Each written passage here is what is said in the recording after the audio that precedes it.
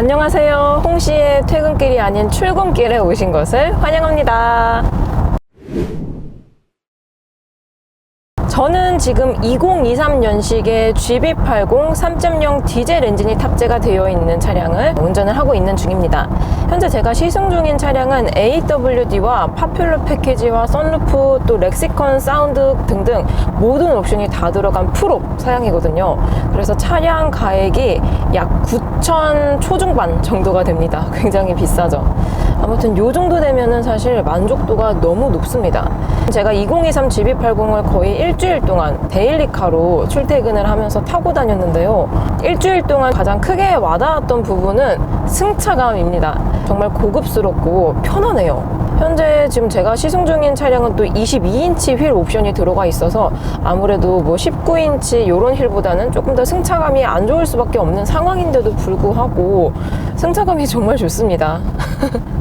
그리고 또 하나, 힘이 정말 여유롭고 넉넉하다라고 느껴졌는데요. GB80은 엔진 타입이 세 가지가 있는데요. 2.5 터보 가솔린이 있고요, 3.0 디젤 엔진이 있고 3.5 터보 가솔린 엔진, 이렇게 세 가지가 있습니다.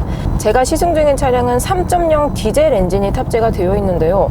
아니, 지금 이제 전동화 시대가 코앞에 도달했는데 무슨 디젤이냐, 이런 생각을 하실 수도 있습니다. 근데 실제 판매량을 보면은 GB80 같은 경우는 2.5 터보 가솔린이 압도적으로 많고요. 그 다음에 2위가 바로 지금 제가 타고 있는 3.0 디젤 엔진입니다.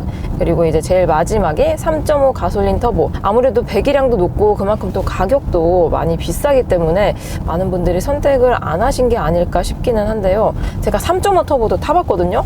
와, 진짜 이렇게 SUV가 잘 달려도 되나 싶을 정도로 힘이 정말 좋았습니다.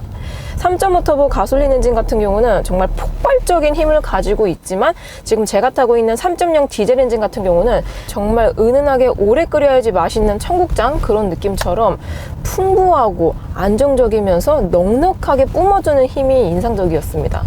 그리고 이 GB80 같은 경우는 디젤 엔진이 4기통이 아닌 6기통이 들어가거든요. 그래서 이런 기통수에서 오는 여유로움과 또 이제 배기량에서 오는 넉넉함이 인상 깊었다라고 생각이 들었습니다. 그리고 아직까지는 SUV 이꼬르 디젤이라는 인식이 아직까지는 있거든요. 그리고 또 연비도 조금 더 잘 나오다 보니까 아무래도 좀 주행거리가 많으신 그런 분들에게는 디젤이 조금 더 메리트가 있지 않을까 생각이 듭니다. 제가 일주일 정도 타고 다닌 결과 지금 연비가 10.6km가 나오고 있습니다. 공인연비 같은 경우는 11km대가 나오는데요. 제가 뭐 정차도 해두고 날씨가 더워서 에어컨도 풀로 틀어두고 그래서 그런지 공인연비보다 조금 덜 나오긴 하지만 그래도 이 정도 덩치에 이 정도 연비는 준수한 편이라고 생각이 듭니다. 지금 노면이 굉장히 안 좋은 구간을 가고 있는 중이거든요. 공사가 진행 중인 그런 구간을 가고 있어서 굉장히 노면이 안 좋은 구간인데, 그런데도 불구하고 이런 노면의 비대칭이라든지 아니면 이런 뭐 자잘자잘한 소음 진동들을 정말 많이 걸러주고 흡수를 많이 해줍니다. GB80은 2022로 연식 변경이 되었었고 2023으로 한 번 더 연식 변경이 되면서 이런 하체의 개선이 조금 이루어졌습니다. 가령 서스펜션이 하이드로 부시로 바뀌었다든지 아니면 뭐 링크의 추가, 이런 것들을 통해서 좀 더 승차감을 좋게 해줬는데요.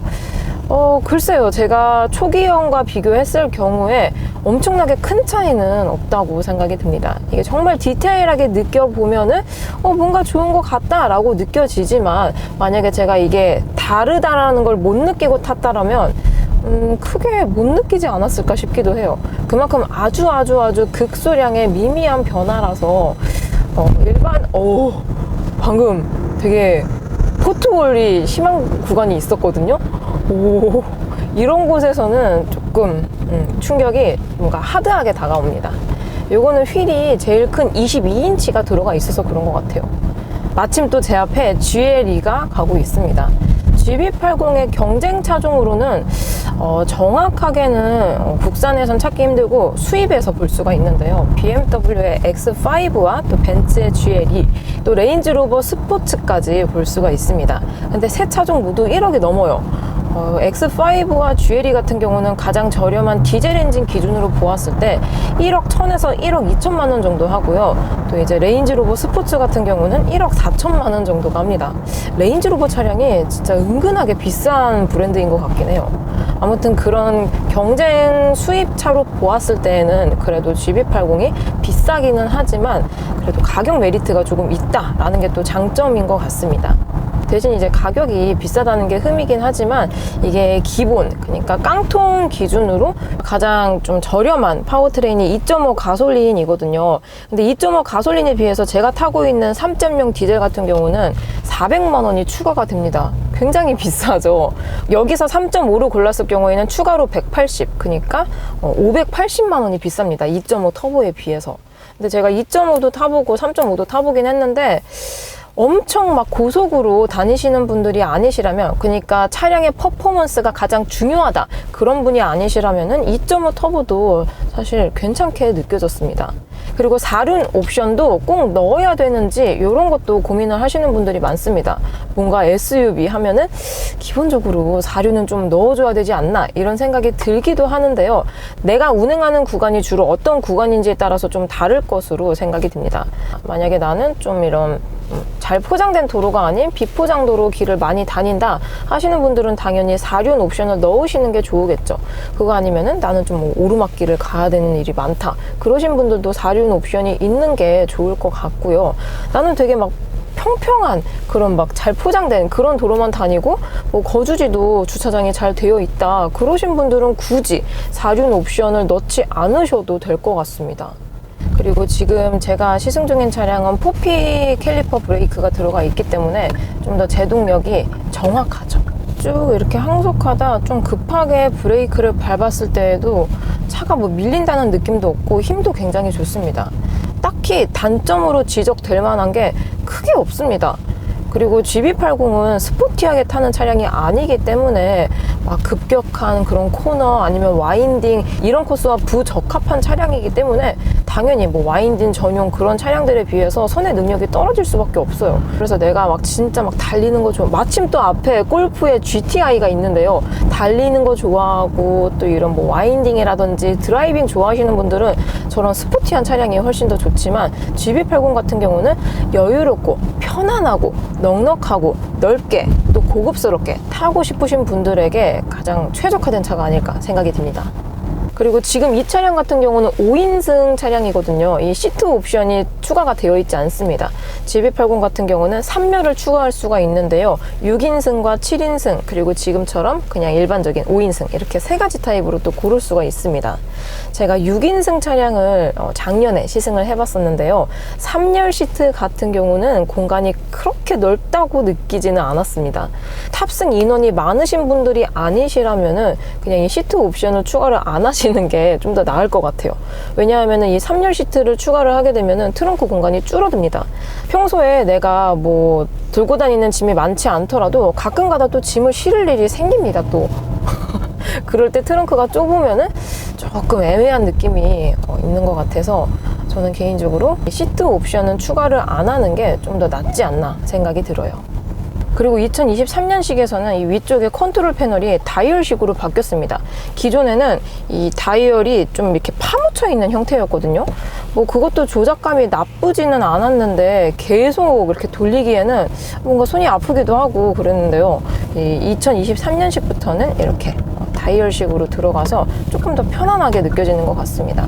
이 다이얼 같은 경우는 G90에 들어가 있던 디자인하고 아주 동일한 게 들어가 있습니다. 그리고 제가 본편 시승기에서도 말씀을 드렸는데요. 제네시스 하면은 요 시그니처 디자인 셀렉션 2, 요 나파 가죽이 들어가는 옵션이 정말 만족도가 높습니다. 그만큼 가격도 300만 원으로 비싸기는 한데요. 이 시그니처 디자인 셀렉션 2를 선택했을 경우에는 실내 컬러를 5가지 중에서 하나를 고를 수가 있습니다. 제가 타고 있는 차량은 마룬 브라운과 스모크 그린 컬러 투톤 조합이고요. 요게 좀 약간 어떻게 보면 국방색 느낌이 나기도 하거든요. 뭔가 고동색과 진 청록색 그런 색깔이라서. 근데 실제로 보면은 뭔가 블랙 같으면서도 뭔가 오묘하게 블랙이 아닌 그런 느낌이기 때문에 정말 고급스럽고 예쁩니다. 그리고 이게 톤 다운이 너무 많이 돼가지고 잘 안 보일 텐데요. 벨트 같은 경우도 이 그린 컬러에 맞춰서 깔맞춤으로 같이 들어가 있습니다. 이런 것도 정말 세세한 포인트 중에 하나라고 생각이 들어요.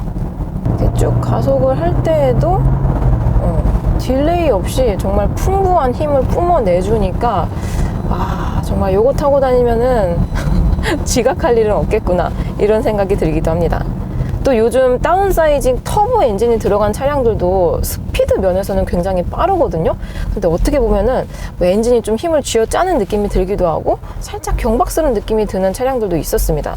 근데 이런 고배기량에 또 이제 기통수도 많은 그런 차를 타게 되면 이 여유로움에서 오는 품격이 있구나 이런 게 딱 느껴져요. 그러니까 비유를 하면은 뭔가 통장 잔액 같거든요. 통장 잔액이 조금 있으면 항상 불안하고 막 좀 이렇게 막 그렇잖아요. 항상 막 눈치 보게 되고 막 그런데 통장 잔고가 많으면 많을수록 사람이 여유로워지고 좀 되게 막 릴렉스해질 수가 있잖아요. 약간 그런 느낌이 듭니다. 그래서 배기량과 기통수는 많으면 많을수록 좋다. 다다익선이다. 대신 그만큼 차량 가격도 비싸고 또 유지 아니면 세금 면에서도 비싸긴 하지만 어쩔 수가 없죠. 이런 여유로움을 느끼려면은 돈을 써야 되는. 또 여기 실내 이쪽에 보시면은 또 리얼 우드 내장재가 들어가 있습니다. 이게 실제로 보았을 때는 광택감이 아예 없어가지고 진짜 고급스러운 원목 가구를 보는 느낌이 들거든요. 또 여러분 아시죠? 사치품 중에서 가장 베스트 원이 가구. 사치의 끝판왕이라고 생각되는 것 중에 하나가 바로 가구입니다. 뭐 가구가 비싸면 얼마나 비싸겠어 싶은데 진짜 막 상상 이상을 초월하는 그런 가격대의 브랜드가 있긴 있더라고요, 또.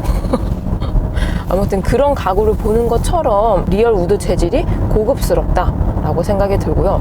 컬러감 같은 경우도 총 3가지를 고를 수 있는데요. 지금 이 차량 같은 경우는 가장 밝은 컬러가 적용이 되어 있습니다.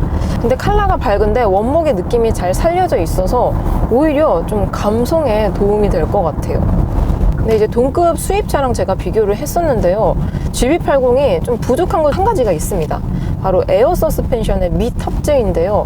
경쟁차 중인 GL이나 아니면 X5 같은 경우는 에어 서스펜션이 들어있어요. 실제로 탔을 때에도 뭔가 구름을 타고 다니면은 이런 느낌이지 않을까 그런 푹신푹신한 승차감을 가지고 있었는데요.